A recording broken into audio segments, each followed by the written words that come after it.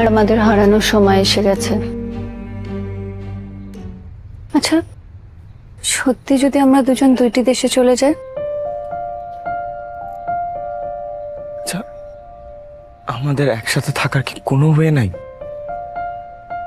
মনোযোগের পাল্লা ভারী করে হয়তো আছে, কিন্তু তাতে তো সবাইকে নিয়ে ভালো থাকা হবে না বৃত্ত। তোমাকে আমি বুঝি, তোমার ফ্যামিলি তো বোঝে না। যেমন আমি আমাকে বুঝি, তুমি বোঝো, তো আমার মা বাবা বোঝে না। তোমার বাবা মা, তারা চুন খেয়ে গাল পোড়ানোর ব্যথায় ব্যথিত মানুষ। তাদের এখন সামনে দই দেখলেও ভয় লাগে। আমি মনে হয় তোমাকে ছাড়া থাকতে পারবো না এতে। আমার মনে হচ্ছে তুমি চলে গেলে আমি আবার রিল্যাপস করবো। ভুল করেও সেটা করো না বৃত্ত। ভালোবাসা বেঁচে থাকার একটা অনুষঙ্গ, এবং ফ্যামিলি হলো বেঁচে থাকার শিকড়। শিকড় ঠিক থাকলে যে মানসিক তৃপ্তি পাওয়া যায়, তার থেকে ভালোবাসা হারানোর ব্যথা হয়তো কিছুটা হলেও কম।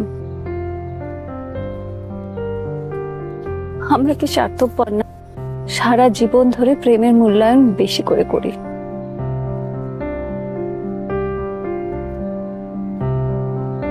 খুব ভয় হচ্ছে,